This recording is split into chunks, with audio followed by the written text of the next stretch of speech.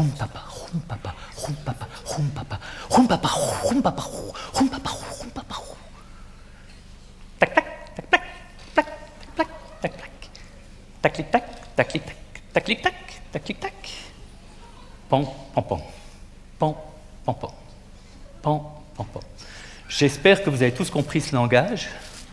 Si ce n'est pas le cas, on va essayer de vous expliquer. En fait, on va prendre le langage suivant.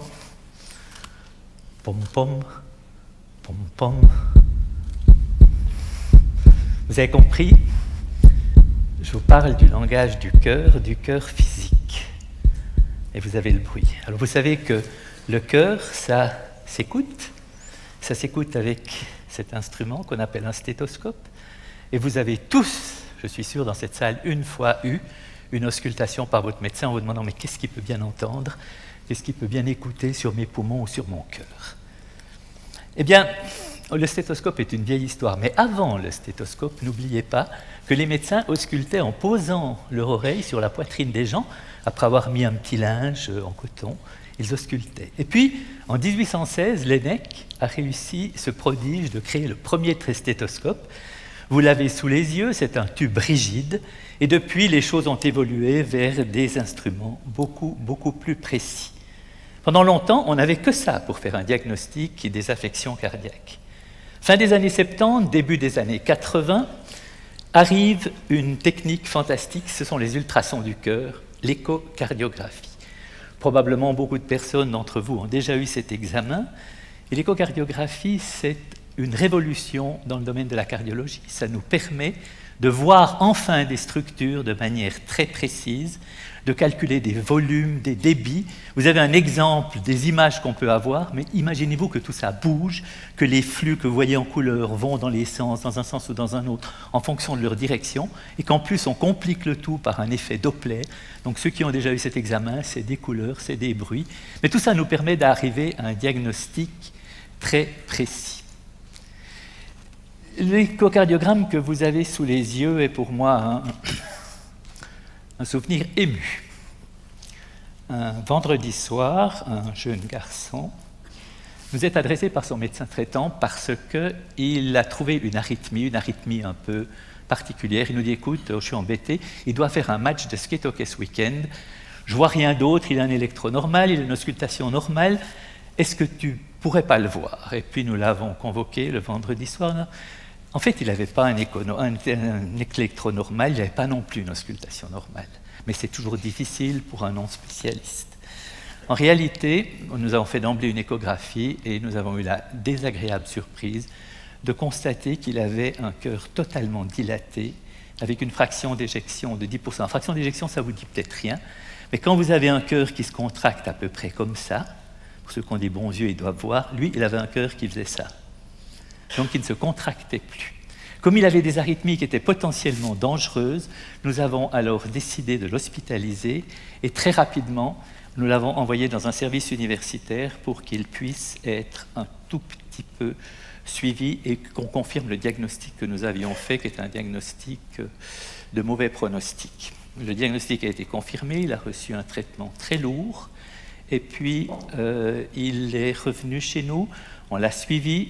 Un jour, il a fait de telles arythmies qu'on a dû implanter un défibrillateur, en même temps qu'un pacemaker un peu particulier. Donc, c'est ces piles qui sont devenues de plus en plus intelligentes pour essayer de rattraper un peu son cœur. Finalement, la situation s'est dégradée de plus en plus et on a dû mettre transitoirement une pompe pour aider son cœur jusqu'au jour où il aurait une transplantation.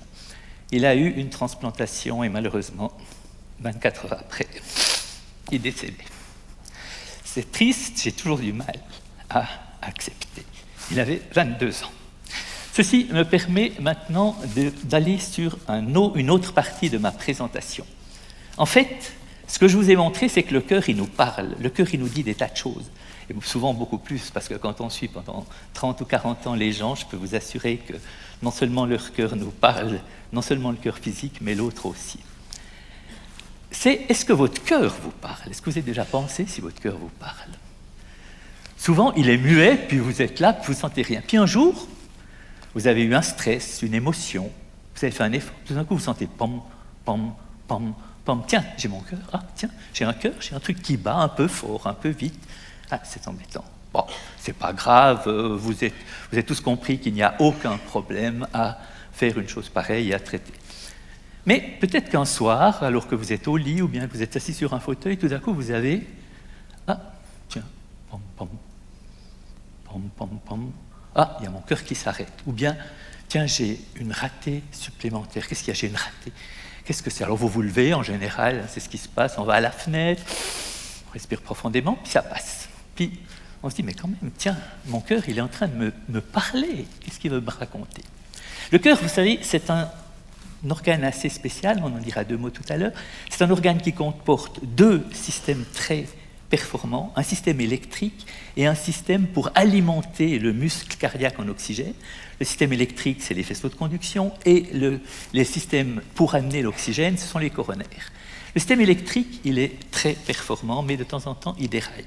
Et probablement que dans cette salle, c'est difficilement possible que ce n'est pas le cas. Il y a des gens qui, un jour, ont tout d'un coup leur cœur s'accélère, pom, pom, pom, pom, pom, pom, 150, et ensuite arriver vers un cœur qui était irrégulier. Et puis des fois, ça passe, puis des fois, il faut appeler le médecin, il faut aller à l'hôpital, etc. Il y a des examens à suivre. Puis il y a un autre système qui est encore plus embêtant, et normalement, sur 900 personnes, il devrait bien y en avoir une ou deux qui l'ont eu ça. C'est le cœur avec un système on-off. Tout à coup, le cœur s'accélère, boum, et il part à 150, 200, 250. Ça dure 10 secondes, 20 secondes, des fois 2 minutes, et les gens sont un peu épuisés quand ils ont ça, ils ont des douleurs à la poitrine, ils ne sont pas très contents. Dans cette situation, il est clair que vous devez consulter pour au moins, si dans les deux premières situations, il n'y a rien de grave et il faut s'en ficher, simplement être sûr que votre cœur n'est pas une anomalie qui nécessiterait un traitement. Une autre situation où votre cœur vous parle, vous êtes un jour en promenade avec des amis. Qu'est-ce qui se passe? Vous voyez que tout d'un coup, vous n'arrivez plus à les suivre. Ben oui, j'ai un peu du mal à souffler. Oh, c'est parce que je fume, c'est parce que j'ai pris du poids, c'est parce que je n'ai pas d'entraînement, c'est peut-être tout ça. Hein. Mais ça pourrait aussi être que ce soit un problème cardiaque. Alors il ne faut pas s'inquiéter, mais quand même, si après ça continue, quand vous montez des escaliers, vous arrivez au premier étage, bon, d'accord, on s'arrête 2 minutes et on repart, c'est probablement qu'au niveau du cœur, ça ne suit pas. Le cœur, il peut ne pas être malade, mais de temps en temps s'exprimer avec un peu de peine et vous parler, vous dire « Attention, là, peut-être tu as forcé, peut-être tu as fait quelque chose. » Et puis 2 autres situations, et j'en termine avec cette partie du cœur, à savoir que la deuxième situation, c'est une douleur qui apparaît quand vous faites un effort. Souvent, première fois, c'est l'hiver, des fois on paie dans la neige, puis là vous avez une douleur, puis c'est gênant, ça vous prend à la poitrine, ça monte un peu dans le cou, ça fait mal un peu dans le bras gauche, la main gauche, enfin bref. Ça, c'est peut-être le signe qu'une de vos coronaires est en train de se boucher. Et dans cette situation, de grâce, consultez. Et enfin, la dernière situation où le cœur n'est pas content et où vraiment il vous dit maintenant il faut que tu te bouges, c'est qu'une fois cette douleur est là, elle persiste, ça arrive très souvent la nuit ou au petit matin. Et là, il y a indication, parce qu'au bout de 5 minutes, 10 minutes, 15 minutes, elle est toujours là. Il y a indication à appeler le médecin, le SAMU. Et s'il fait le diagnostic d'infarctus, il pourra vous conduire dans un hôpital, dans un service d'urgence, où vous aurez une dilatation. C'est ces petits ballonnets, puis ces petits ressorts qu'on appelle des stents. Alors, vous le direz, mais pourquoi je vous raconte tout ça? Tout ça, vous en avez entendu parler, c'est long. Ben, parce que le cœur, c'est en fait un miracle permanent. Regardez-le battre. Le cœur, il pèse entre 250 et 350 grammes. C'est un gros beefsteak, hein? Et il se contracte en moyenne 100 000 fois par jour. C'est pas mal. Pour un débit de 5000 litres. Vous vous rendez compte que ça représente 5000 litres par jour? Ça veut dire que si on avait branché tous vos cœurs avec un petit tuyau, et puis qui débite en continu et qu'on a mis un grand bassin de l'autre côté, et bien le temps de cette présentation, on aurait rempli un bassin de 40 000 litres. C'est pas mal, hein? Ce qui, pour un homme de 70 ans, ça représente l'équivalent de 2500 wagons-citernes de 60 000 litres. C'est un train qui fait Belfort au-delà de Besançon, de wagons-citernes ininterrompus. Voilà le travail que fait votre cœur et voilà le message que je voulais vous montrer, ce petit organe qui travaille tellement merveilleusement. Donc, il faut en prendre soin il faut le protéger et peut-être savoir l'écouter, mais donc savoir en prendre soin. Et en prendre soin, c'est lutter contre les facteurs de risque, et vous les connaissez tous. Il y en a de deux sortes. Il y a ceux qu'on ne peut pas changer pour l'instant, c'est l'âge et l'hérédité. Et puis, il y a le diabète, l'hypertension, l'hypercholestérolémie, le tabac, la malbouffe, l'obésité, la sédentarité, etc. Vous en entendez toujours parler, mais ça mérite quand même qu'on le recontrôle parce que le cœur a quand même beaucoup de choses à vous dire et il faut simplement savoir l'écouter. Voilà, ce n'est pas un message très long, mais c'est le message que je voulais vous prononcer. Et puis, juste...